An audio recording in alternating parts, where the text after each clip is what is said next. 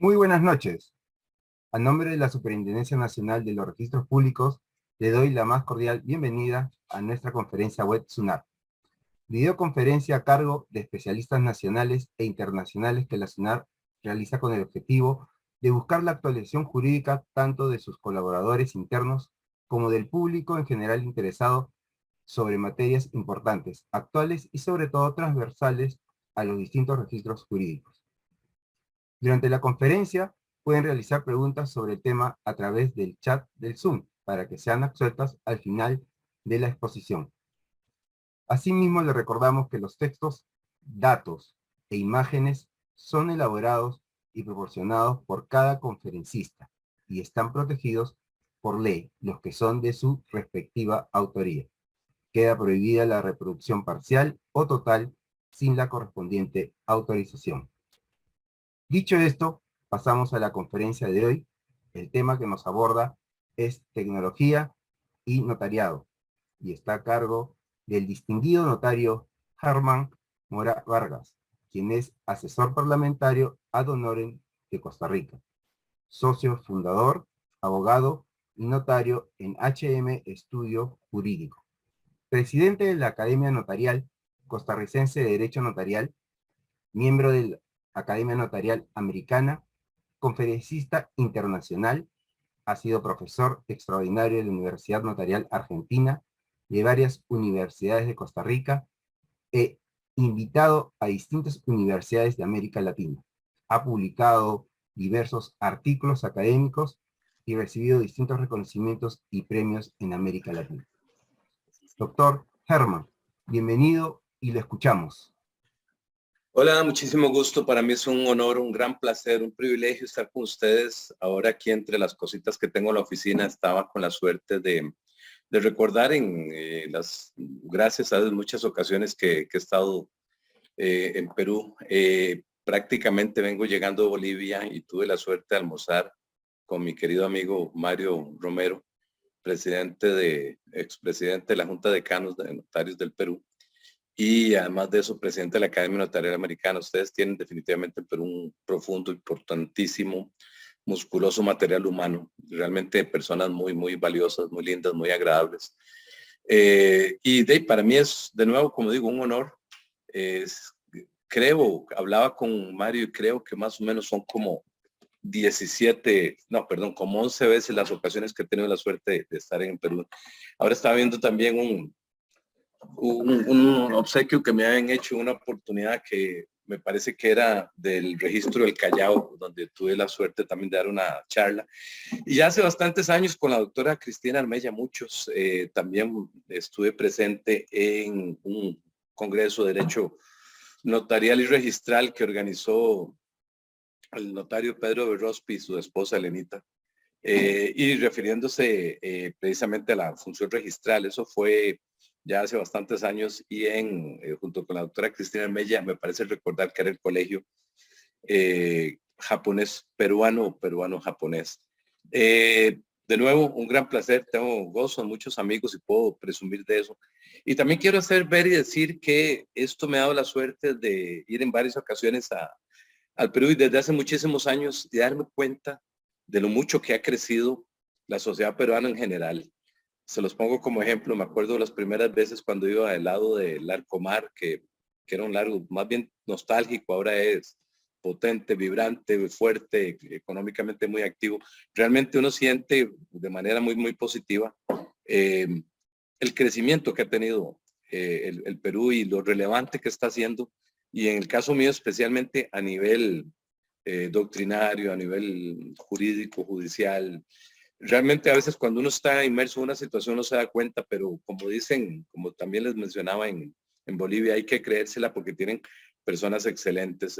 Mi amigo Pedro Quiroz Alemán, César Aliaga, varios compañeros que me doy y me acto y doy el gran gusto de decir que los conozco.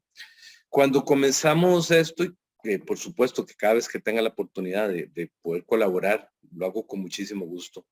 Y siempre me puse a analizar qué podría hablarles, porque todo lo que yo les pueda decir, precisamente ustedes lo podrán encontrar en la internet. Quiere decir esto que no hay nada que yo pueda decir que sea novedoso.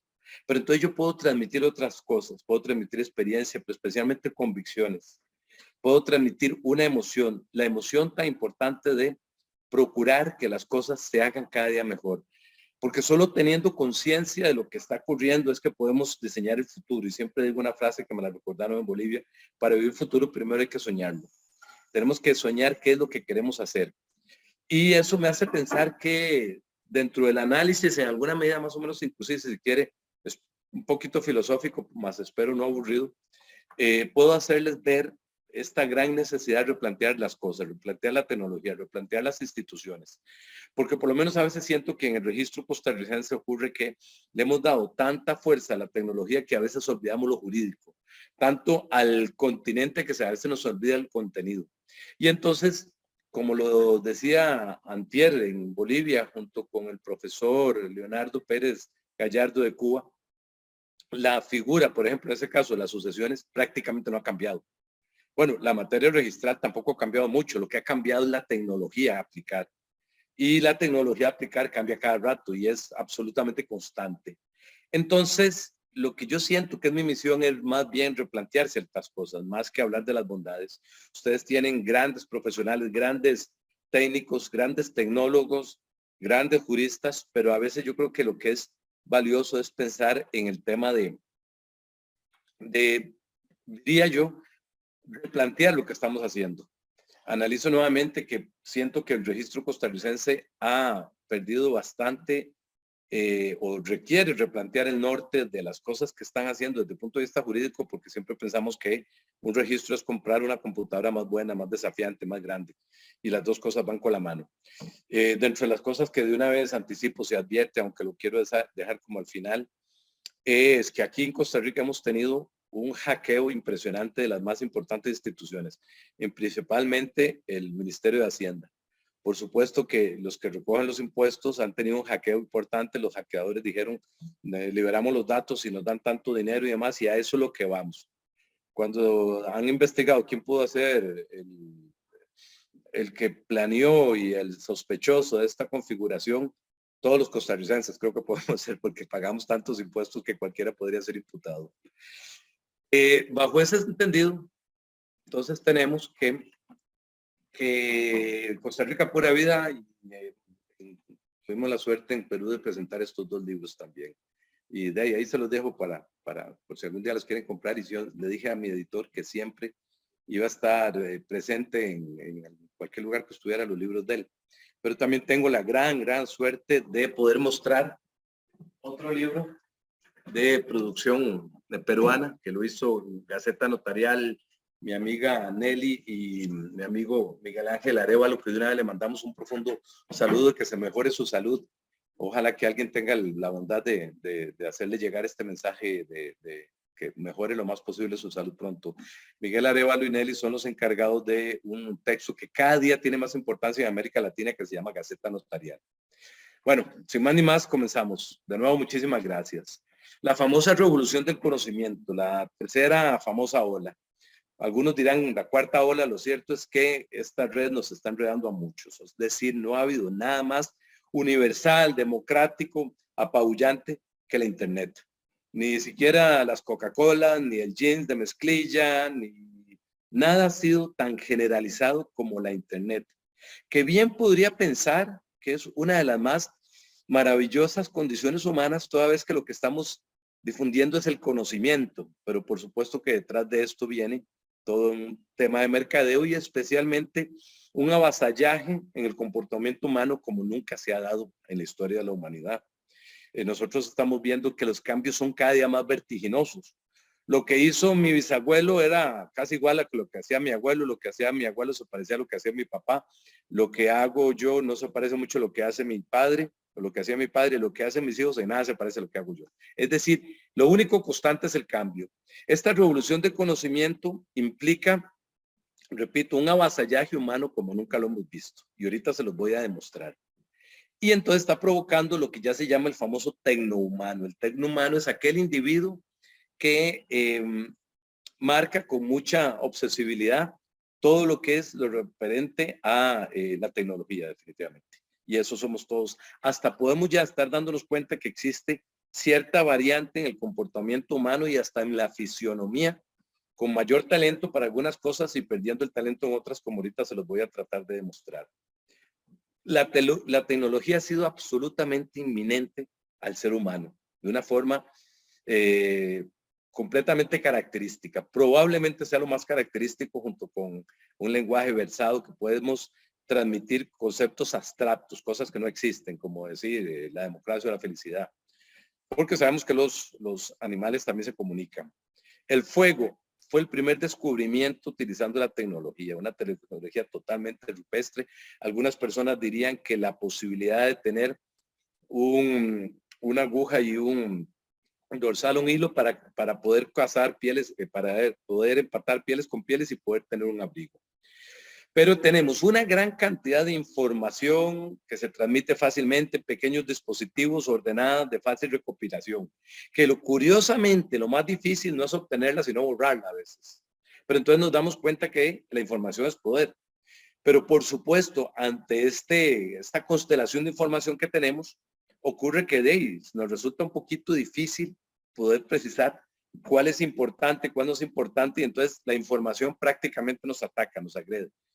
Y, por ejemplo, yo tengo que confesar que soy una persona que probablemente ya me esté quedando un poquito rezagado en lo que podríamos hablar de la brecha generacional. A mí casi todo me lo hacen unas muy amables y muy buenas colaboradoras que tengo. Aquí a la par está Alexa, que como ella dice, no soy una aplicación, realmente existe y se llama Alexa. Y siempre gozamos con eso. Somos actualmente un mar de conocimiento de 1 centímetro de profundidad. Entonces ya estamos demostrando que la información que observa una persona es muy, muy breve. ¿Para qué vamos a leer a Hermann Heller gastando una semana de un texto muy difícil cuando podemos encontrar un resumen en la internet?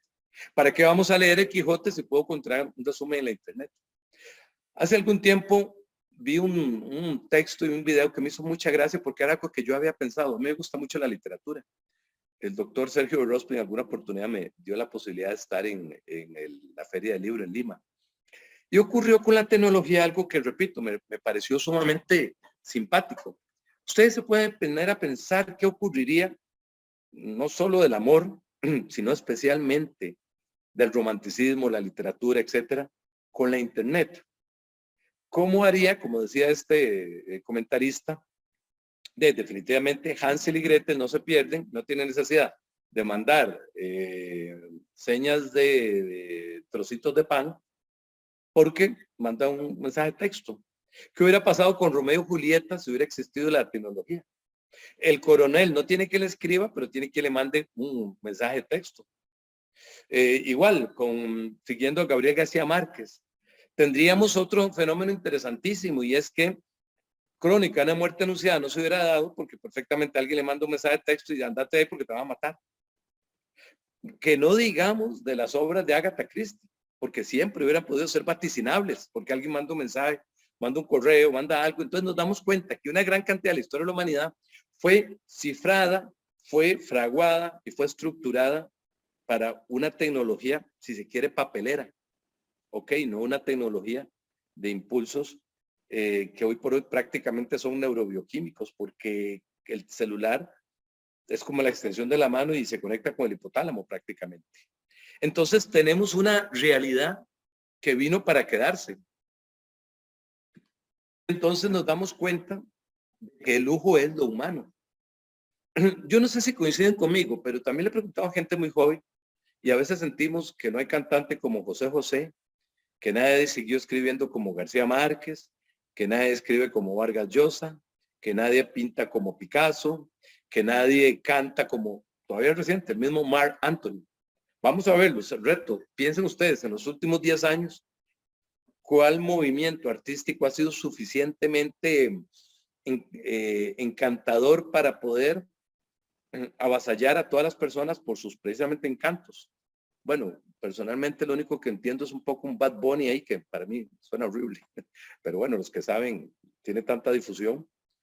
Pero entonces nos damos cuenta que hasta el mismo arte, las letras, etcétera, se han visto doblegadas por esta condición humana de hacerlo todo muy rápido y sin mucha profundidad. Está demostrado que las personas tienen, varía un poco dependiendo del campo, etcétera, pero más o menos una vigilancia en Internet, un escrutar Internet por tema de más o menos 4.17 segundos. ¿Cómo vamos a nosotros a poder leer el atardecer de una obra en ese plazo? Entonces el lujo es lo humano. Hace algunos años cualquiera hubiera impresionado, muchos, y yo todavía soy época pre-celular, cualquiera hubiera podido sentirse impresionado por el celular que tuviera una persona. Ahora parece que nos impresiona aquel que saca un poquito de espacio, de tiempo, el que está viendo un atardecer, el que está a la orilla de un lago, la persona que están caminando de la mano por la playa. Parece que ese es el lujo en estos momentos y ya no la tecnología de la que todo el mundo tiene. Porque al día nos reímos 17 veces en promedio. Abrazamos 5 veces y yo casi me atrevo a decir que menos. Y menos con la pandemia. Pero vemos el celular de 200 veces para arriba. Cuando yo estaba pequeño, la operación más frecuente en los niños era la fractura. Se puede imaginar que a mí me intervinieron, ¿verdad? Porque ya con solo verle la cara uno sabe que era un muchacho un poquito inquieto. Hoy por hoy, donde más intervienen los médicos es en estos dedos, por todas las condiciones que se dan y las que se van a llegar a dar. Entonces existe prácticamente una dictadura de la red que genera muchos enredos. ¿Cuántos amores han desfallecido porque el chico no saca la foto de la chica en la red, con todo el peligro que eso conlleva? Porque lo que nosotros ponemos ahí se queda. No es susceptible de ser secuestrado. Podemos borrarlo de nuestra red, pero ahí se queda. Ya mismo se sabe que Facebook está siendo sancionada por que los datos que se tienen resultan muy poco confiables. Entonces, ese es el escenario que tenemos. Llegamos a una tutela jurídica que cada día se hace más importante en nuestros países. La Sala Constitucional Costarricense, que pese a que muchas personas creemos que no resulta como tan magnánima, o tal vez inclusive, digámoslo en términos más simples, errónea muchas veces, ha hablado claramente sobre el derecho a la privacidad de las comunicaciones. Y esto se refiere a un caso mediante el cual los patronos, y en este caso se llama Asamblea Legislativa, revisaron y observaron los mensajes que había en un chat de un individuo que utilizaba recursos de la Corte, o sea, por medio de las computadoras de la Corte, y pudieron determinar que el individuo detractaba a la Corte Suprema de Justicia. Hicieron un procedimiento de despido para que el individuo ganara eso por no un habeas data, porque aquí nosotros tenemos una agencia de protección de datos de habitantes, sino sencillamente porque la Sala Constitucional dijo esa información es de carácter privado, son parte de los derechos de la personalidad, derecho a la privacidad que se tiene, derechos humanos de tercera o cuarta generación. Y entonces tenemos hasta un artículo penal con unas sanciones importantes que es la violación de datos personales. Entonces ocurrió que un individuo verificó por medio del teléfono de su esposa que ésta le estaba haciendo infiel. Hizo las capturas, presentó una demanda de divorcio para perderla y ser sancionado también en el escenario de una denuncia penal por haber violentado penalmente la comunicación por esa tutela a los datos de las personas. Entonces ya no solamente se protege a este nivel dentro de la tutela jurídica los derechos de la personalidad, aquellos referentes a un esquema propio de la libertad, la propiedad privada y demás, sino cosas que si se quiere ahora son más sutiles, pero por supuesto mucho más ingobernables, como es la información que tengo y la protección que tengo que dar de ella. Y entonces ahora nos damos cuenta que lo anormal es sospechoso. Les voy a contar que en algunos aeropuertos europeos, y soy bastante seguidor de Alerta Aeropuerto cuando se trata de Jorge Chávez, porque siempre digo, hasta conozco a algunos de los policías que andan por ahí. Y en este programa se verificó que habían videos de vigilancia inteligente. Es un algoritmo que programa una computadora que hace que podamos tener una vigilancia sobre los individuos para que aquel que se comporte de manera extraña pueda ser detenido. Ustedes no me conocen, pero les aseguro que a mí en todos los aeropuertos del mundo me hubieran detenido, porque Curiosamente, viajar no me hace mucha gracia, no me gustan los aeropuertos, me pongo muy inquieto en los aviones y demás, y entonces tengo un comportamiento probablemente muy errático. Si esto se aplica en el aeropuerto, Jorge Chávez me entiende cada vez que voy para allá, porque he estado muchas veces y he tenido la gran suerte de viajar a muchas comunidades y ciudades del Perú. Pero entonces llegamos también a darnos cuenta que existe la nomofobia. ¿Saben qué es eso? Es una palabra que casi nadie, no conocemos con frecuencia. Es la paranoia, el temor exacerbado a perder nuestro teléfono celular.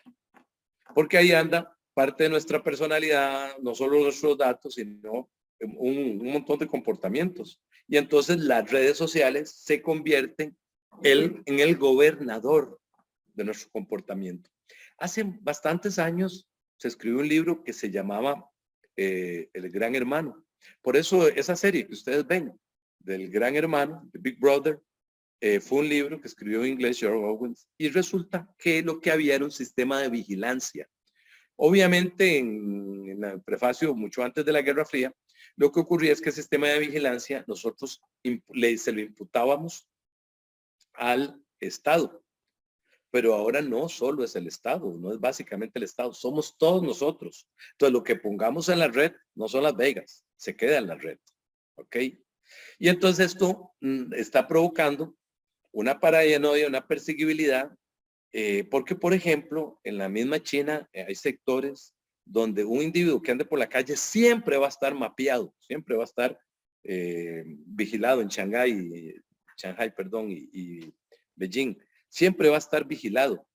Es decir, nunca va a tener esa alternativa y, por supuesto, ya con alta resolución y demás, lo que está ocurriendo en la ciudad de Lima, en Javier Prado y todos, en muchos lugares, igual que en San José, Costa Rica, en muchos lugares ya estamos absolutamente mapeados, muchos de esos por cámaras, algunas que son de vigilancia inteligente, otras no, otras como las que tenemos aquí, que son medias tontillas porque no permiten que veamos a los ladrones que se nos meten a robar, y lo cual es cierto.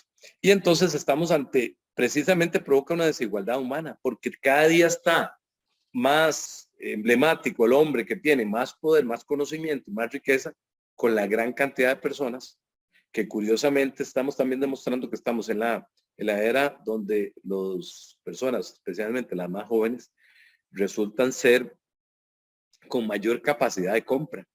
Para mí es absolutamente impensable que a mis 15 años yo tuviera un teléfono equivalente, un costo a un aparatito como este. Es impensable. En mi casa había un teléfono para toda la familia, una pantalla o televisor para todas, no, necesitaba una pantalla, un televisor bastante grande. No había control para ingresar. Ahora todo eso lo tienen y mi hijo de 16 años tiene ya rato de tener un teléfono, como probablemente ocurre en muchos lugares. Entonces hemos llegado a darnos cuenta de ese grado de democratización. Pero hay una cosa que se llama la ética de la tecnología. Y la ética de la tecnología tiene dos postulados. El primero es que la tecnología tiene que ser progresivamente amigable. Pero el segundo, además de eso, es que tiene que ser lo más difundida posible y es neutra. La tecnología no es ni mala ni buena. Ni siquiera, inclusive, curiosamente, las bases de la tecnología militar. Lo que somos malos o buenos somos los seres humanos que la empleamos. En una situación tan nefasta y profundamente preocupante como lo que está ocurriendo en Rusia y Ucrania, uno dice, ¿cómo es posible? Como nota a pie de página, siempre pienso y me siento sumamente orgulloso de ser latinoamericanista, digamos, porque cuando uno piensa en una guerra, es que siempre es Europa. Siempre hay algún país europeo, por lo menos de manera limítrofe. Son muy pocas las contiendas armadas que se han dado en América Latina. Y por supuesto que alguien diría, bueno, es que los países latinoamericanos son muy grandes. Bueno, ¿qué más grande que Rusia, verdad? Y su territorio no le basta todavía. Pero bueno, como no se trata de esto, pido disculpas por esta mención. Y entonces tenemos una realidad y es que la tecnología es exacerbadamente acelerativa. Cada día el cambio es más grande. Lo único constante en la tecnología es el cambio.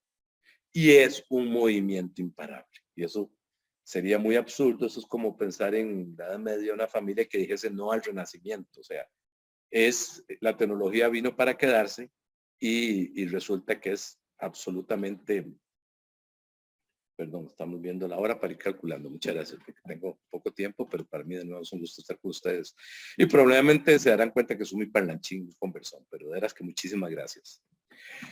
Entonces pensamos en la figura de la función notarial, porque también esto nos resulta muy importante y son un poquitito los desafíos que quiero conversar. Y por eso es que no solamente veo el aspecto documental electrónico, la tecnología, sino también el aspecto de fondo. ¿Qué es el notario? Un jus peritus, que es un asesor de las partes. La primera condición de un notario es que pueda asesorar a las partes. La segunda es que las partes le tramitan su voluntad y éste la modele en un negocio jurídico. Y la figura de modelar quiere decir que sea acatable con el ordenamiento. Es un regulador del marco jurídico. Esa condición que tiene de profesional liberal, pero que ejerce una función pública, hace que el notario solo pueda hacer actos o contratos que legalmente estén establecidos en un marco. Es lo que podríamos pensar es como números clausus. El notario no se puede poner a inventar, tiene que ser lo que existe, ¿ok? Y lo digo porque, por ejemplo, en Costa Rica el notario costarricense puede hacer matrimonios, pero a algunos notarios se les ha ocurrido a decir el plazo del matrimonio. Bueno, el plazo del matrimonio es por tanto tiempo y cosas de eso. Esos son inventos que no existen. Además del notario, conserva el documento y gestiona los efectos jurídicos de este. El notario costarricense está en la obligación de provocar efectos jurídicos, por ejemplo, de inscribir documentos. Y finalmente también el notario público lo que hace es, como si lo demás no fuera importante, tiene un elemento distintivo que nos hace realmente ser casi que angelicales. Y para que gocen, el notario costarricense puede realizar actos o contratos en cualquier parte del globo terráqueo, siempre y cuando tenga efectos en Costa Rica. Es lo que decía nuestro querido profesor Natalio Echegaray, notario del Estado argentino. Somos notarios interplanetarios. Y entonces lo que tenemos es esa condición particular de dotar de fehaciencia a un documento. ¿Y qué es un documento fehaciente? Es ni más ni menos el hecho de que este documento tenga certeza jurídica. Es que es cierto por mandato de ley. Y para que un documento tenga certeza por mandato de ley, tiene que reunir tres condiciones. Tiene que tener una forma, porque el derecho notarial es formal, es decir, el derecho es esclavo de la forma. Tiene que tener una forma, tiene que tener una investidura, un funcionario, el notario público, y tiene que tener un sentido volutivo o espiritual. Si falta lo primero, puede ser ineficaz. Si falta lo segundo, es inválido. Si falta lo tercero, podría ser falso. ¿Por qué? Porque puse una voluntad que no era. Las partes querían vender y yo no hice esa venta, sino que puse otra condición adicional. O varié los datos, o hice una falsedad ideológica, el que insertar o hiciera insertar datos falsos en un documento público o auténtico. Bajo ese sentido, entonces nosotros tenemos que este documento podría tener esas dolencias, pero el notario público lo da certeza si tiene forma, si tiene investidura, el notario, por ejemplo, en Costa Rica, si no está suspendido, y además de eso, si tiene el documento, esas condiciones de consentimiento. Pero hoy por hoy nosotros estamos no solamente ante la bondad de una innovación tecnológica, sino además de eso, de lo agresivo que a veces puede ser, lo peligroso como lo señalamos, pero entonces llenémonos de esa bondad.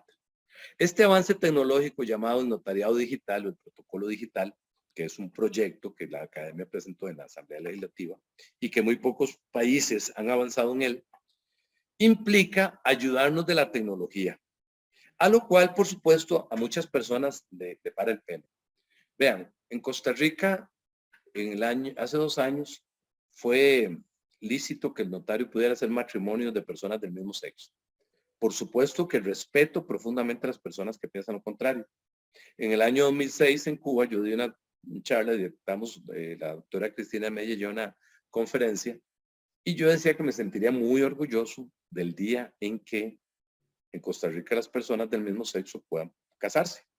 Porque yo creo que es una cosa de respeto. Yo creo que cada uno debe vivir como mejor lo considere mientras no afecte a otro. Entonces, hay situaciones que podría uno jamás pensar que puedan ser derribadas. Bueno, yo creo que estamos en un momento para poder avanzar en este tema. Recordemos el Código de Derecho Internacional Privado, famoso Código Bustamante, ese jurista Bustamante que fue tan valioso el 20 de febrero de 1928. Un documento tan importante, pero de ahí no falta mucho para que cumpla 5 años. ¿Y se ha avanzado en algo? Yo francamente creo que poco. Tenemos la Convención de Panamá, que es la Interamericana sobre el régimen legal de los poderes para ser utilizados en el extranjero. Casi todos nuestros países están en esa convención. Pero con toda franqueza y sinceridad, yo no siento que se haya avanzado lo siguiente. Pero nosotros hacemos una compra de una casa que se esté vendiendo a un extranjero y la emisión, una casa muy costosa, $1 millón, se pasa con solo ciertos algoritmos, el apretar unas teclas, unas claves, etc. O sea, la transmisión de un dinero que luego se debería justificar, pero ya sería tema de otro momento y ojalá que me vuelva a invitar junto con don Pedro y don Mario Romero para hablar de este tema, pero sería prácticamente la emisión de un valor muy grande, la transferencia de fondos muy, muy grande, sin mayor complicación. Y el remitir un documento que puede ser un poder especial para vender un vehículo es muy complicado. Un poder especial para la apertura de un sucesorio es complicadísimo. No hay duda que el notariado y en general el derecho se están quedando atrás vertiginosamente en esto, porque el mundo desarrollado, y a veces es congojoso, pero fácil decirlo o certero, el mundo a veces anglosajón, de países protestantes, le van ganando al mundo de tradiciones católicas, si se quiere ver así. Por supuesto que detrás de esto puede haber una tesis, pero no estamos para hablar de ella. Lo que viene siendo importante es que, repito, un poder para algo tan simple es complicadísimo y transferir una cantidad de fondos ilimitada es rapidísimo. Se puede hacer ustedes sabrán, en media hora, 20 minutos, 15 minutos, etcétera. Y entonces tenemos una desigualdad, la desigualdad de los valores a la desigualdad de los documentos. Y nosotros seguimos con una tradición documental que es un poquito delicada. ¿Por qué? Porque genera un atraso. Aquí Costa Rica tiene mucha inversión extranjera, especialmente de estadounidenses en las zonas costeras. Tenemos cierta fama de un país que es bonito, que yo considero que es bien bonito. Pero entonces, bajo ese entendido, lo que tenemos es ese tropiezo que es el documental, para que los documentos duren. Y creímos que la postilla resultaba ser como decimos en Costa Rica, la última chupada del man, la última Coca-Cola del desierto. No, todavía nos falta avanzar muchísimo. Y eso es un poquito el concepto de fondo de esta propuesta. Al principio hablamos aspectos, como digo yo, digámoslo así, más o menos románticos o filosóficos, y ahora vamos a hablar de aspectos prácticos y desafiantes, a lo mejor lo contrario. Aquí en Costa Rica yo llevo mucho proceso disciplinario de colegas y tuve la suerte en participar en uno porque el poder especial, entiéndase bien, el poder especial judicial puede ser autenticado por un abogado, no necesariamente por un notario. Para poder enredar malas cosas en Costa Rica tenemos una particularidad que también es escandalosa, y es que los que somos más grandes como yo salimos siendo abogados y notarios al mismo tiempo, el mismo día, éramos abogados y notarios. Y eso es por una tradición un poco pueblerina de que hace muchos años no se conseguían notarios, muchísimos años en la época colonial, entonces se le recargaba al abogado la función de notario y hasta eso siguió, junto con el resto de los países centroamericanos, con excepción de Panamá y con excepción de Belice. Pero lo cierto está en que el Poder Especial Judicial ocurrió que lo firmó una persona creo que en Sudáfrica, lo remitió por DHL, lo abrieron aquí, lo acomodaron y se autenticó aquí, pero se había visto la firma de esta persona por videoconferencia. Y entonces se resolvió que no le cabía responsabilidad al abogado, que se había interpuesto un proceso disciplinario contra toda vez que era fácil de verificar. Pero estamos hablando de la figura del abogado, vean que lo advierto mucho, no así con la figura del notario. ¿A qué tenemos que llegar? A esto, el protocolo digital. Yo no le encuentro una complicación derivando de las normas del Código Bustamante que dice que la forma del documento será aquella que impere en el país donde va a surtir efectos, para que una persona en otro país pueda vender, estando una persona en otro país, siendo que va a comprar, los dos ante notario público con un rango parecido. Igual ocurre con el tema de los testamentos. Los testamentos y los poderes son documentos de una gran transmisibilidad hemisférica, transmisibilidad global. Deberían de tener y deberíamos de tener condiciones muchísimo más convenientes, ventajosas, simples, fáciles, amigables. Y entonces ya deberíamos estar nosotros en la posibilidad de tener un protocolo digital. ¿Por qué no se ha podido? Porque sencillamente no hemos logrado seducir a las autoridades. En el año 2017, la Academia Notarial de Costa Rica presentó un proyecto de protocolo digital. Y eso implicaría que en una pantalla como esta que estamos, las personas puedan también estampar su firma o estampar su firma oleógrafa o también por medio de la firma digital, siendo responsable siempre el notario. Le hemos dado en la tradición histórica, luego del Código Hammurabi, que era esa composición asfáltica de 4 metros que está en el Museo del Louvre y que lo que determinaba eran las primeras reglas de la humanidad prácticamente, pasando, por supuesto, de las tablas de arcilla y por todos los papiros, todo lo que quieran ver, pero el sostén papelero ha dominado de manera absolutamente apabullante y ahí está bien que cambiemos. Y ni siquiera está bien que cambiemos, que vamos a cambiar y nadie nos pidió permiso. El mundo cambia y no me pidió permiso. Esas son las cosas que hay. Así está el mundo. ¿Ok? Pero entonces el notariado tiene que adaptarse a eso. Porque la figura de tomo, llámese tomo, aquel libro, la palabra tomo quiere decir que se puede dividir. La palabra átomo quiere decir que no se puede dividir. En todos los tomos componen los diferentes libros, por lo menos aquí en Costa Rica hay un protocolo. Y también tienen un reservorio como lo tienen ustedes. Pero aquí ocurre otra realidad y si se quiere más amigable. Yo puedo en este dispositivo que están viendo ahí hacer la escritura y con un send ya queda guardada como ustedes tienen la obligación de guardarla. Por supuesto que aquí en Costa Rica nosotros tenemos otro tipo de condiciones, las que ahorita me voy a referir. Lo que pasa es que el notariado necesita una reforma estructural, porque estas condiciones están más en la sede del registro que en la sede del notariado. Entonces ya se hace necesaria la famosa telecomparecencia. Es decir, que el notario esté en un lado y que el compareciente pueda estar en otro lado y que se pueda identificar. Como cuando, por ejemplo, nosotros aquí tenemos conferencias, videoconferencias o audiencias y nos piden la identificación y la podemos mandar así por el teléfono, la podemos mandar de esta forma. Ya estamos en la posibilidad, como en otros países, en Finlandia, donde usted con solo sacar la cédula de identidad puede tener tarjetas de crédito, puede tener examen de salud, puede tener su historial médico, puede tener todo, porque definitivamente se cuenta con eso. Costa Rica, que tiene un registro civil del cual se precia, de ella han habido muchas fraudulencias y apenas mucho decirlo, en Costa Rica hay mucha fraudulencia todavía. Hace pocos días salió una noticia, tuvimos elecciones hace muy poco y que somos el tercer país del mundo en la emisión mejor del sufragio, solo superada por Noruega y Finlandia precisamente. Entonces ocurre que ya deberíamos de tener un documento identificador que sea tanto físico como también digital y que nos sirva para todo lo demás.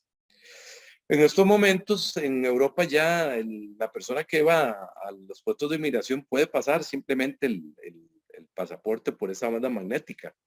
Bueno, yo personalmente preferiría tener un policía ahí por si tengo algún problema, decirle qué puedo hacer, pero a eso es lo que llegamos. Y entonces tenemos, como dije, el protocolo digital como un proyecto que ya se está utilizando en algunos lugares, por ejemplo en Francia, lo utilizan algunos notarios de manera voluntaria, considero que debe ser. Pero también tenemos que trabajar y pensar en la telecomparecencia. Y entonces estas nuevas tecnologías, y aunque tengo muchas más transparencias, tenemos pocos minutos, entonces voy a ser un poquito omiso con lo que sigue. Estas tecnologías entonces ocurren que se empezaron a emitir en América Latina. Muchas han sido por presión, si se quiere, conveniente y valiosa del Banco Mundial y de otras instituciones internacionales, fondos monetarios, etcétera, para que pudiésemos tener lo que se llamaba un gobierno digital, para tener agendas digitales, para la democratización de la Internet, con las apreciaciones que ya dijimos, para el acceso que puedan tener los habitantes, para el desarrollo del comercio electrónico, algunos dirán para comprar más rápido, para que las empresas ganen más, probablemente tengan algo de razón. Y para la implementación de los trámites del Estado. En otros países la implementación de un estatus único, principio de unidad orgánica de la persona jurídica estatal, y entonces cualquier gestión que yo pueda hacer ante una ventanilla digital la puedo hacer en cualquier lado. Eso sería muy, muy conveniente. Hace algunos años tuve mucha amistad con un señor, Alexander Barquero, un joven realmente brillante, que era el director de gobierno digital, y él había podido estudiar que la mitad de las personas que iban al centro de San José, el centro de nuestra ciudad, iban para recoger o dejar algún documento. ¿Verdad? Qué interesante. Entonces, no hay duda que esto es muy beneficioso. Ahora, les voy a hacer mención, voy a pasar esto un poquitito rápido porque nos quedan pocos minutos, entonces para ir, como decimos nosotros, aterrizando. Entonces ocurre que tenemos que el mundo contemporáneo se caracteriza por esas profundas transformaciones. Y América Latina ha querido los gobiernos gestionar más que las particulares y a veces más que las empresas. En el mundo desarrollado, quien más gestiona son las empresas y no les cuesta tanto con los particulares. Nosotros hemos sido un poquito más reacios al cambio. Las condiciones de la información constituyen factores esenciales de la productividad y el desarrollo humano en estos momentos. Tan fácil como que sencillamente el que no está ahí se queda como un analfabeta digital, que es el temor que me está dando a mí que me ocurra. Y entonces viene la Carta Iberoamericana de Gobierno Electrónico, que es la que aparece en pantalla, como la gestora ideológica de que estas condiciones cambien. Tenemos el gobierno digital para modernizar el Estado, simplificando y haciendo más eficiente la prestación de los servicios.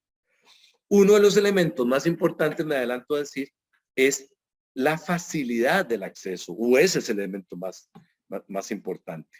Qué pena, porque ahí veo que alguien se sumó y que dice técnico, y entonces significa que deben ser muy buenos, me están verificando, pido disculpas de antemano. Y entonces el gobierno digital lo que busca, repito, es una prestación fácil, pero para eso las plataformas tienen que ser muy amigables. Aquí el notario costarricense desde hace varios años puede inscribir el matrimonio en línea, pero la plataforma era complicadísima. Entonces, por dicha, ese fue el registro civil que les mencionaba. Tenemos un registro público con la ventanilla digital, con plataformas mucho más amigables. Bueno, yo digo que son amigables porque eso lo hacen mis colaboradoras muy amablemente. Yo simplemente me entro para revisar. Entonces, el giro de la sociedad industrial con la fuerza que antes éramos utilizadores de las computadoras. Y tenemos, por ejemplo, hoy por hoy, ahora que mencionamos esto, con esta tristeza de una verificación de los escándalos que se dan o las guerras que ocurren diariamente. Yo casi todos los días procuro ver un ratito de noticias para ver lo que tenemos en ese caso. Sabemos ya lo que es el documento electrónico. Voy a brincarme un poquito algunas cosas, porque eso es muy conocido para todos. Me regalas un poquito soda. Y tenemos un aspecto que se llama principio de equivalencia o neutralidad funcional, y es que casi todos podamos ver eso. Entonces, tenemos, como decíamos, que cualquier norma de ordenamiento que haga referencia a un documento es la equivalencia. Principio de equivalencia se deberá entender también, muchísimas gracias. Permiso. Se deberá entender también como los electrónicos como los físicos. Entonces se puede cometer un delito por un documento electrónico igual. La falsedad ideológica, insertar o hacer insertar datos falsos en un documento público auténtico. No me voy a referir a la firma digital, y ya eso lo conocemos. Es la figura de la materialización de la eliminación del papel, y eso va a llegar a ocurrir. El papel en un tiempo va a estar dentro de definitivamente un museo. Como por ejemplo nosotros hasta hace poco teníamos la figura del cheque. Yo creo que ya hace muchos años no vemos un cheque. Yo lo tengo en mi casa, que me gustan las antigüedades, lo tengo ahí como un aspecto de antigüedad, como una máquina de escribir antigua que también tengo. Entonces, muy importante discernir en la seguridad que le vamos a dar. Repito, Costa Rica tuvo, y ya casi que para ir terminando y adentrarme en la charla, en los aspectos que más me interesan, Costa Rica acaba de tener un ataque cibernético, fue hackeado el Ministerio de Hacienda, y eso implica que, por ejemplo, no podamos comprar ciertas certificaciones, el registro, porque para eso tenemos que verificar que la sociedad tenemos aquí una cosa que se llama registro de transparencias y beneficiario final, es decir, las sociedades anónimas, las personas jurídicas tienen que reportar una vez al año su composición accionaria, y nosotros la subimos a firma digital, que depende del ministerio, perdón, del Banco Central, y la cosa se nos ha complicado de una manera absolutamente impresionante. Entonces tenemos también la biometría, que es la capacidad de verificar la identidad de una persona por rasgos del cuerpo humano. La más conocida es la huella digital, está el ojo, está esta parte de la oreja, la oreja, perdón, que son rasgos que no se repiten una persona con otra. El reconocimiento facial y el bloqueo por el reconocimiento de iris. En eso, definitivamente, el país que lleva lo más importante de las gestas en América Latina ha sido Colombia y Perú. Hay países que en la biometría o de identificación biométrica han adelantado muchísimo. Y entonces tenemos la figura de la firma digital y, como yo les decía, lo relativo al matrimonio digital, y es poder subir en línea, que es prácticamente una obligación altamente exigida. Solo en casos excepcionales podríamos llevar el documento, pero a veces esos casos excepcionales se dan. Se sube por medio de firmas digitales, pero es una plataforma, como dije, muy poco amigable, que ojalá que vaya a cambiar pronto. Y entonces tenemos también el documento electrónico, notarial electrónico o electrónico notarial. Ahora, y la factura electrónica, que probablemente ya ustedes conocen de eso, tengo que confesar que en eso no estoy tan enterado cómo está funcionando en el Perú, pero para acá aquí es una obligación factura electrónica. Y se lleva un conteo automático muchísimo más rápido. En Costa Rica tenemos a destacar la ventanilla digital en el registro. También se puede presentar el documento físico, se han dado las dos alternativas y ojalá que sea así.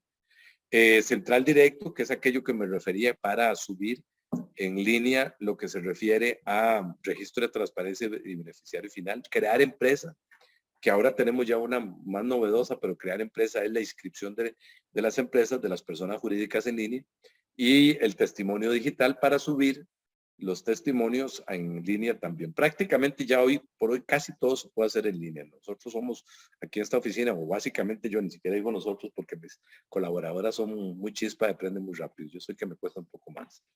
Y entonces, cuando nosotros hablamos de la información y especialmente la información registral, yo veo que a veces se adolece de lo siguiente, lo digo de una manera absolutamente respetuosa. Esta información tiene que ser universal. ¿Y qué quiere decir universal? En cuanto a la información misma, que sea amigable y que sea susceptible de ser captada con solo saber leer y escribir o leer. ¿Ok? Eso es así por el hecho de que esta información puede ser que le sirva a un notario o que le sirva al más humilde de los propietarios que tenga la República del Perú, con tal de que sepa leer y escribir. Esta información tiene que ser universal en cuanto a la conectividad. Y hay que procurar, y en eso tenemos que decir que destaco a mi país porque tiene un gran sistema de cobertura telefónica, eléctrica, y la red parece que en este momento está como en el 98% del territorio nacional, cosa que a mí me parece un poco exagerado, pero bueno, eso fue lo que averigüé. Y entonces que pueda llegar a todos los rincones de la República. Eso es un desafío, especialmente para los países latinoamericanos que tienen extensiones muy, muy grandes. Recordemos que también estoy achacándome una gesta heroica que no nos corresponde tanto, porque Costa Rica es un país bien pequeñito. O sea, nosotros tenemos la mitad de la población de Lima y en todo el país. Y ocurre que entonces no fue tan imposible poder darle esa difusión. Y finalmente es una difusión para todo el país y, por ejemplo, en caso nuestro lo tenemos simplemente en la internet, en la red. Lo digo porque en muchos países, inclusive la misma Argentina, se inició con una infranet y había que suscribirse y demás. No, aquí cualquiera que tenga internet puede entrar al registro y obtener certificaciones, tener copias, planos, etcétera. Para mí es un gran gusto, es un gran placer, es un gran honor. Creo que llegué al tiempo que me pidieron y me pasé nada más como por 4 minutos. Y estoy a sus órdenes. Agradezco mucho a la SONAR por haberme invitado. Muy amables, agradezco a Alexa porque veo que tomó un montón de detallitos que probablemente a mí se me han olvidado. A Amador, a todos los amigos que están al otro lado escuchándonos, muchísimas gracias. Si hay algún comentario, estoy a sus órdenes. Muy amables. Gracias, doctor. Le agradecemos al doctor por su interesante exposición. Ahora vamos a dar pase al bloque de preguntas. eh, realizadas por nuestros asistentes, y para ello daré pase a la licenciada Elizabeth Calvo, colaboradora de la Subdirección de Formación Registral, quien dará lectura de las preguntas. Buenas noches, doctor Mora. A continuación daré lectura a las preguntas realizadas por nuestros asistentes. Primera pregunta de Gilmer Marrufo. Entendí que en Costa Rica el notario también celebra matrimonios. En el Perú, el matrimonio civil solo se celebra ante la autoridad municipal. Sin embargo, se viene evaluando la posibilidad de ampliar la competencia notarial para dicho acto. ¿Podría comentarnos la experiencia notarial en Costa Rica acerca de la celebración de este acto? Perfecto. Angélica, muchas gracias. Elizabeth, muchísimas gracias. Y esa pregunta me encanta. En Perú hizo una ley bastante bonita de protección voluntaria con otro nombre, que es la 26662. Y más recientemente, la intervención notarial en procesos de desalojo. Y creo que ha sido una buena experiencia. Decididamente, y ojalá que don Mario Romero pueda tener acceso a esta conferencia, porque decididamente yo creo que la organización, la seriedad, el profesionalismo y la profundidad del notariado peruano permiten perfectamente que en estos momentos el notario peruano haga matrimonios, haga sucesiones completas, de eso hablamos bastante en Bolivia, realice divorcios, cosas de esta naturaleza. Otro campo que me gusta, pero profundamente, tal vez el que más me gusta, es las sucesiones y la jurisdicción voluntaria. Entonces, yo creo que el notariado peruano tiene la organización para hacerlo, no hay ninguna duda. ¿Qué ha pasado con el notariado costarricense? Miren, en Costa Rica todo el mundo es notario, a no ser que demuestre lo contrario. Somos muchos notarios y lamentablemente eso se ha prestado, por supuesto, para que haya a veces una especie de derribo de estas condiciones y estos beneficios, etcétera. Y aquí ocurrió que en una época la nacionalidad costarricense era muy apetecida, porque si te hacías ciudadano costarricense o residente, era muy fácil ingresar a los Estados Unidos. Y entonces lo que sucedió fue que existieron muchos, dolorosamente lo digo, vergonzosamente lo digo, matrimonios por conveniencia, ni siquiera por conveniencia, simulados. Esto se detuvo bastante en los últimos tiempos. No sé si alguna vez los que son más grandes recuerdan una película estadounidense que se llamaba Green Card con Gerald Depardieu, y era un francés que iba a Estados Unidos para obtener la ciudadanía. Ok, aquí pasó mucho, lo que pasa es que aquí ni siquiera las personas se llegaron a conocer.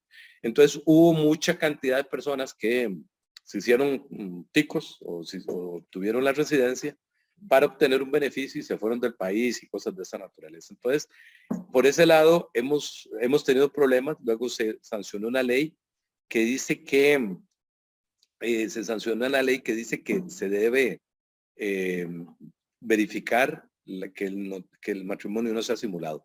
Pero en el caso de Perú, lo apuesto completamente. Si algún día organiza un evento de esa materia, con muchísimo gusto participo, si a bien tienen, porque con Perú sí considero que se debe realizar. Muchas gracias, doctor. Sí, siguiente pregunta es una consulta de Karen Josep Pereira. Dice, ¿podría repetir, por favor, el número de voto de la Sala Constitucional de Protección de Datos en Costa Rica? Mire, honestamente, me podría volver y me estoy pudiendo, bueno, yo no lo está haciendo mi asistente, yo me acuerdo. Gracias, yo me acuerdo. Es, con mucho gusto, hay muchos, solamente que, ya le digo, pero eso aparece en la charla. Déjeme ver, ya le digo. Ah, sí, la pegué.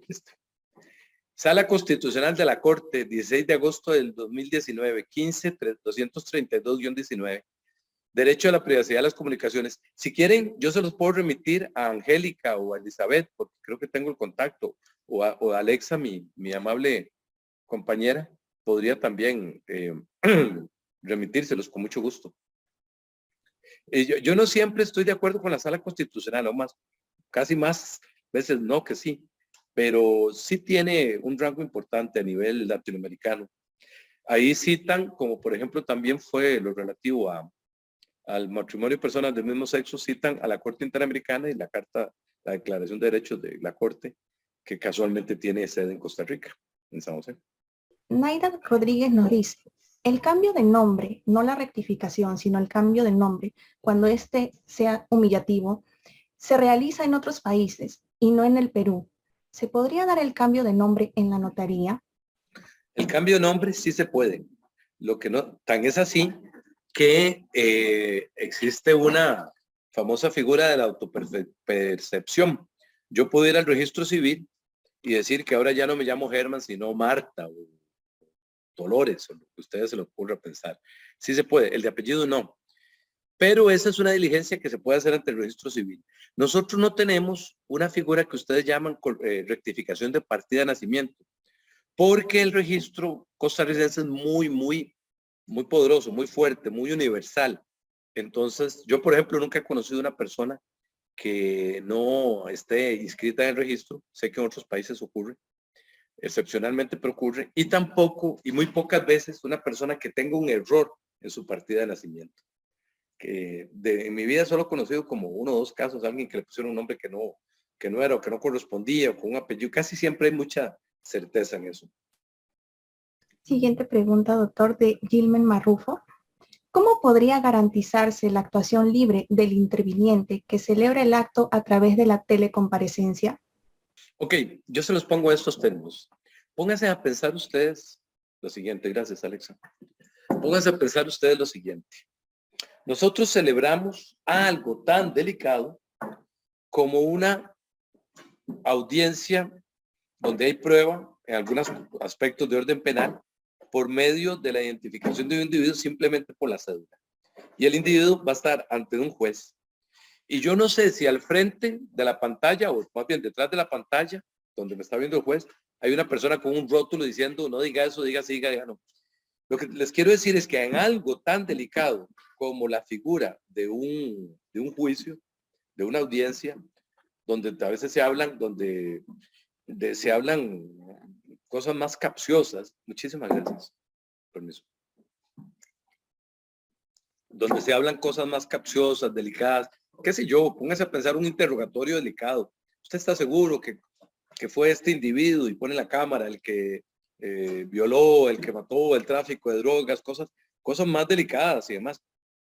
Versus una situación que puede ser claramente explicada como es un contrato de compraventa.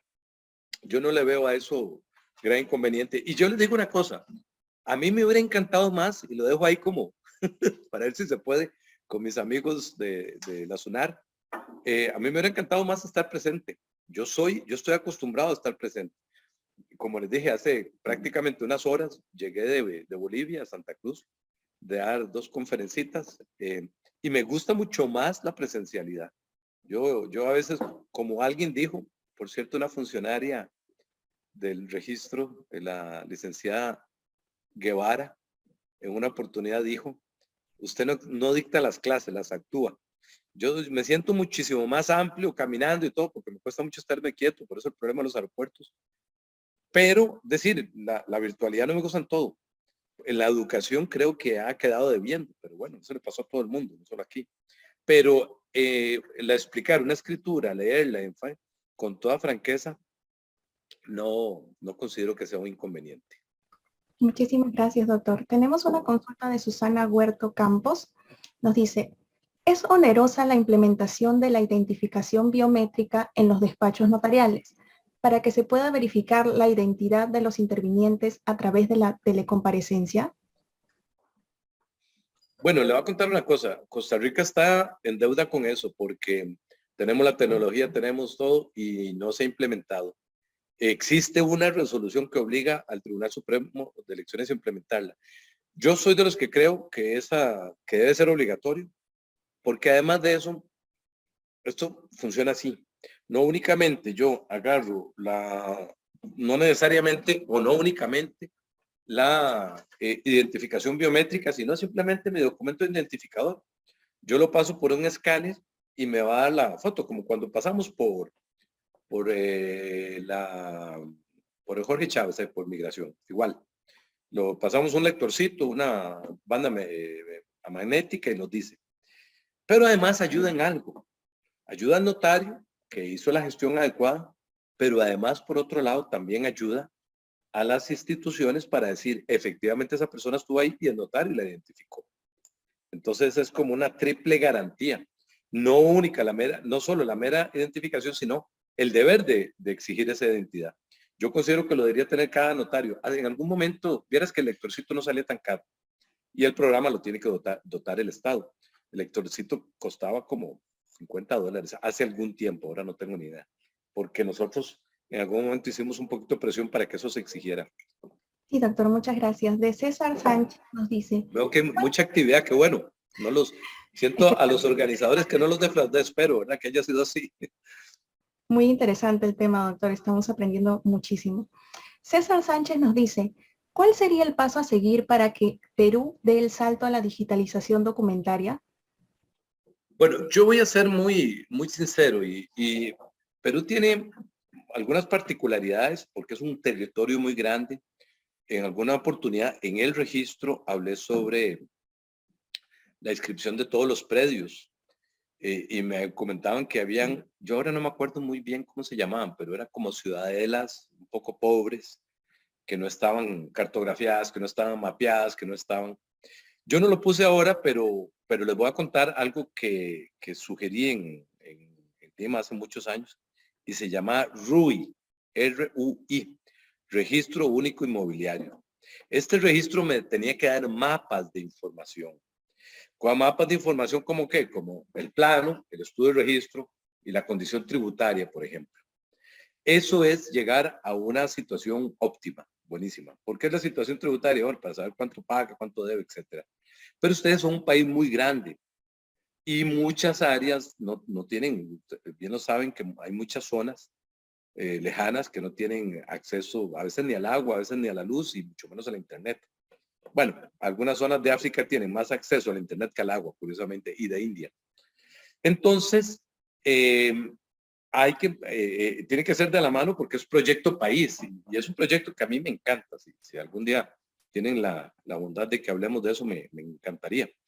Y es empezar a trabajar en 3 grandes áreas y le sirve al Estado. Lamentablemente sí le sirve al Estado porque tiene cómo gestionar tributos, pero que haya coincidencia con Costa Rica tiene que haber entre una propiedad y su medida, entre un estudio de registro y su medida.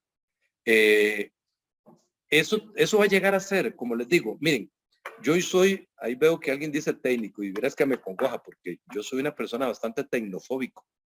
Yo soy tecnofóbico, ese hemisferio del cerebro no se me desarrolló, yo soy mucho para las letras, creo que me quedé mucho en eso. Pero ocurre que yo sé que yo tengo que cambiar. Y a veces el salto no es como tan espeluznante, es sacar el tiempo, como todo en la vida, ¿verdad? Pero los países también tienen que cambiar y tienen que cambiar en darle prioridad a estos temas. Y el cambio es mucho más amigable cuando no tiene reacción de los particulares. Curiosamente, como prácticos que son los países desarrollados, me están preguntando, gracias, si seguimos con preguntas. Yo no encuentro ningún inconveniente, podemos hacer unas 3 o 4 preguntas más si quieren, las que quieran, la verdad yo estoy para heredero forzoso, eso me encanta, a mí las sucesiones es lo mío.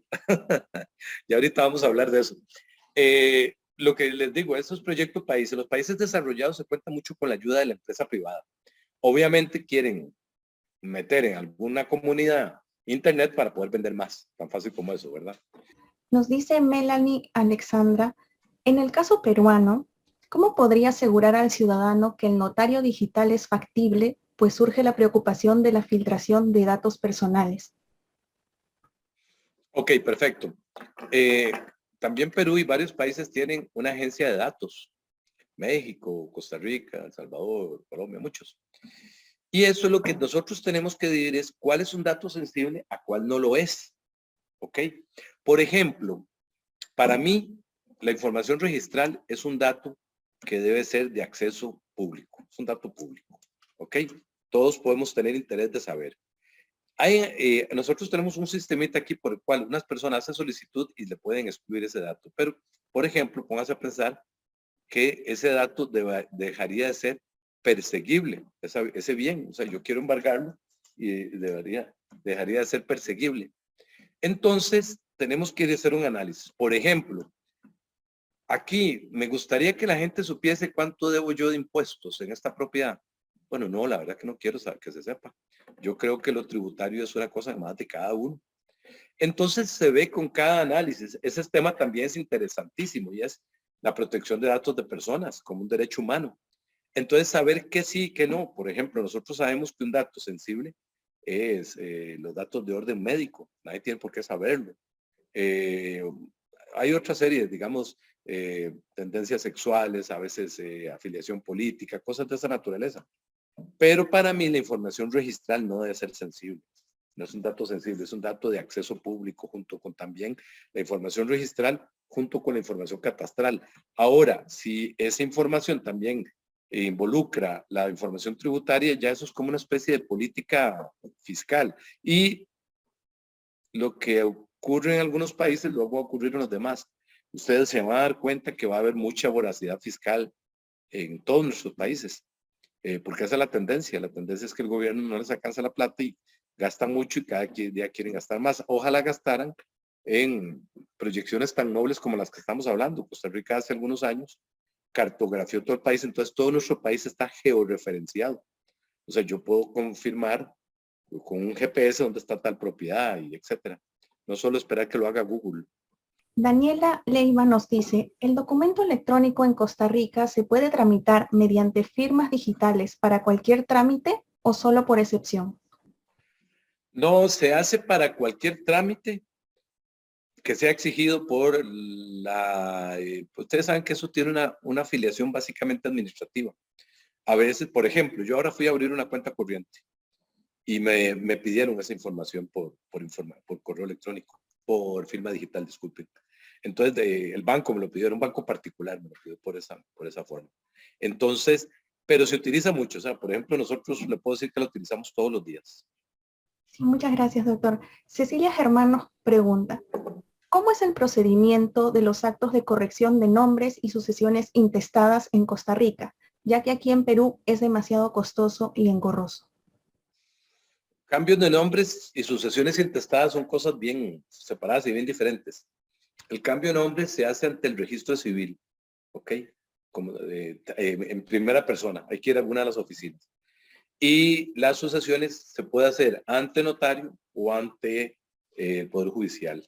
Ante notario en el tanto todos sean mayores y no haya conflicto. Testadas o ab intestato. De eso fue lo que más hablé en Bolivia. Así que de una vez los comprometo para que cuando haya otra oportunidad hablamos del tema si les gusta, pero con muchísimo gusto. A diferencia en la mayoría de los países, el notario costarricense hacen todo el procedimiento. Lo único que no hace el notario costarricense, y yo tengo mis dudas si es conveniente darle esa competencia, es la apertura de testamentos, como sí se hace en casi todos los demás lugares. Pero yo le tengo un poquito de temor que se pueda hacer una apertura de testamentos si no están todos los herederos. Es que el procedimiento es un acto de comprobación, se publica, etcétera. Esto es más parecido a Perú que lo que es a Bolivia, por ejemplo. Pero soy de los que creo que me gusta mucho dotar de competencias notario y tenemos un proyecto de ley que se llama Proyecto de Procedimientos No Contenciosos en Sede Notarial. Hay una revista peruana que lamentablemente no traje la en la casa, de Gaceta Notarial, muy valiosa, muy buena, que habla sobre la jurisdicción voluntaria. Tristemente en ese momento no me acuerdo quién la escribió, pero muy bueno. Y creo que el notario tiene que tener más competencias, pero en línea tiene que estar vigilado por una autoridad. Esa es mi opinión. De Rosa Tapia nos dice, las rectificaciones de partidas y el documento de identidad es gratuito en Perú, siempre y cuando sea la misma entidad. Por eso hay demasiada carga en RENIEC, pero notarialmente es carísimo.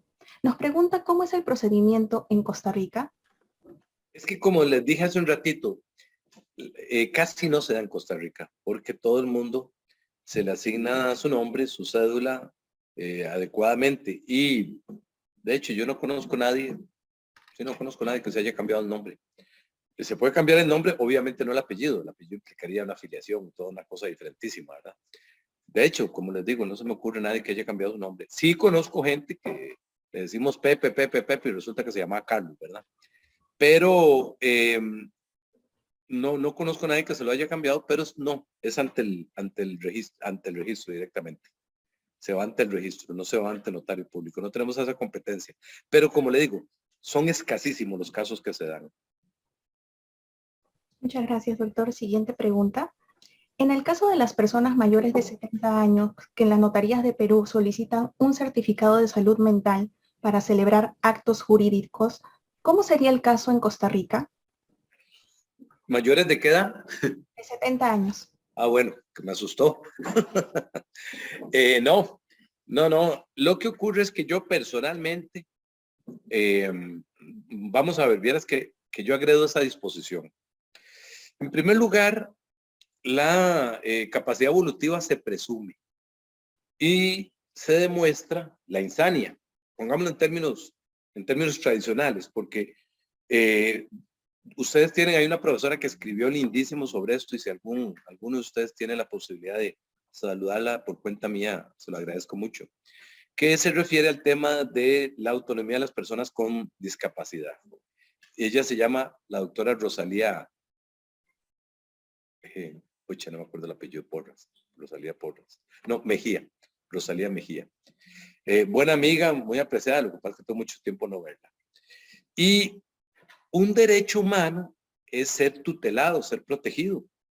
Yo tengo la capacidad evolutiva y tengo que demostrarla dentro de un juicio sencillamente sencillo ante un notario público, un escrutinio que hace el notario público. Que lo tiene que hacer, claro, por supuesto. ¿Cómo se hace? Por algo que han desarrollado muy bien, como todo en derecho notarial, los argentinos, que se llama la audiencia. Yo converso con esta señora, ¿qué tal? ¿Cómo está, doña Mercedes? Bien, ¿cómo le va, doña Mercedes? Mire, ¿usted realmente quiere hacer eso? Doña Mercedes, ¿qué opina? ¿Vio que perdió la Liga Deportiva Alajuelense? Bueno, no, la que pierde esa prisa, el equipo mío. Ese está perdiendo todos los... Yo era de Alianza de Lima, en todo caso. Perdió el Deportivo Saprissa, ¿vio qué le parece? Ah, ¿no le gusta el fútbol? Uno conversa y uno puede verificar la capacidad de las personas. Porque es tan injusto que estas personas sean vilipendiadas o sean desprotegidas como limitarle su capacidad por una presunción que no siempre se aplica. En una oportunidad, en un proceso penal, que yo defiendo a veces a notarios en Costa Rica, hay muchos procesos contra notarios, tristemente, ocurrió que había una señora que tenía 92 años. Ella fue a declarar y la llamaron a declarar para precisamente saber cuál era su intención, era testigo, la habían desprotegido de una propiedad, etc. Pero entonces, porque había una persona que había denunciado y dijo, no, yo esa propiedad se la quise traspasar a mi hija. Sí, a su hija, qué raro, ¿y por qué? Porque ella me pagó un cheque, 20 millones de colones, y llevó el cheque. Y dice, ¿y por qué a los demás no? Porque los demás no me ayudan, esta la hija que me quiere, que me ayuda, que me cuida. Ese que denunció, ese es un sabueso, ese lo que quiere es la propiedad, pero él no me ayuda, no. Ella me dio, yo le traspasé la nueva propiedad y me dio el usufructo. Póngase a pensar que le estemos limitando a esta persona a su capacidad dispositiva. Estamos prejuzgando por alguien que, dicho sea paso, seamos francos, ya los 70 años no son tan escandalosos. La mayoría de gente vive mucho más. Entonces, yo agredo esa disposición. Porque para eso tenemos un notario que si quiere, Colegio de Notarios del Perú, dé cursos, o Colegio de Notarios de Lima, dé cursos, dicte charlas, dicte cursos sobre la capacidad evolutiva, el discernimiento, las lagunas de senilidad, lo que ustedes quieran. Pero yo siento que eso es una disposición que presume que una persona después de 70 años ya ni siquiera tiene capacidad evolutiva y me parece injusto para esa persona. Esta señora terminó diciendo, ustedes están limitando lo que es mi voluntad. Claro, me hubiera gustado filmarla porque habló lindísimo. Sí, doctor, a continuación daré lectura a la última pregunta. Liliana Tapia nos dice, ¿en qué momento puede un heredero forzoso impugnar un testamento en el cual no ha sido considerado de manera intencional? Ok, ustedes hablan herederos forzosos, lo que la doctrina refiere como herederos legítimos. Los testamentos pueden ser en Costa Rica notariales o judiciales, pero pueden ser testados o intestato legítimos. Zanoni habla del heredero legítimo, que son aquellos que ocupan un grado preferencial. Y este puede impugnar un testamento si tiene bases para hacerlo en cualquier momento e inclusive hasta después de la adjudicación. Lo que pasa es que después de la adjudicación tendría que acudir a un proceso ordinario. Ya, no un proceso de nulidad o también de nulidad, pero ya no demandando a la sucesión porque ya sobrevino la adjudicación. Entonces puede hacerlo en cualquier momento en que no esté prescrito el derecho, pero si hay adjudicación, las cosas se complican más. En casi todos nuestros países, la declaratoria de herederos no otorga un título. El doctor Leonardo Pérez Gallardo hablaba del título de heredero. Yo siento que no existe un título heredero, existe una presunción de la herencia, una vocación hereditaria, que es como se llama. No, tengo vocación a ser heredero, pero ser heredero se pasa a adjudicatario para darle ya esa certeza. Pero tan es así que nadie, y eso lo ha dicho mucho la doctrina, se pone a vender su condición de heredero, pues lo que se vende, o se vende, se cede su condición de heredero, pero el sujeto que sea ratificado como un adjudicatario ya, ya cuando se adjudican los bienes. Muchísimas gracias, doctor Mora, por responder todas las preguntas, por compartirnos de sus conocimientos. Y ahora voy a dar pase a mi compañero, el licenciado Amador Zafra, para la continuación del evento. A nuestro expositor, reiterarle nuestro agradecimiento por su presencia y por su tiempo, y esperamos nos acompañe en otra ocasión. Unas palabras finales, doctor Germán Mora. No, para mí más bien, muchísimas gracias, pura vida, muy amable, les agradezco mucho. Ojalá que la próxima vez que nos veamos sea presencialmente, porque definitivamente me gusta muchísimo más la presencialidad. Pero cada vez que ustedes ocupen, ahí estaré. Agradezco mucho a Pedro y Angélica, al profesor Amador Zafra, a todas las personas que nos escuchan y en mí tienen un amigo. Gracias por las preguntas y gracias por la oportunidad. Y agradezco especialmente a Alexa, que ahí está, que es la que me ayuda en todas estas cosas. Como dice uno, es la que hace que esto sea posible. Muchísimas gracias y pura vida. Gracias, Perú, muy amables. Si no se conectaron desde el inicio o tuvieron fallas en la conexión, no se preocupen, que vamos a colgar la grabación de esta conferencia en nuestra página web. Finalmente, indicarles que nuestra conferencia web de mayo será difundida a través de la página web de la subdirección, que en este momento lo estamos enviando a través del chat del Zoom. Estén atentos a las aperturas de las inscripciones. Muchas gracias a todos y buenas noches.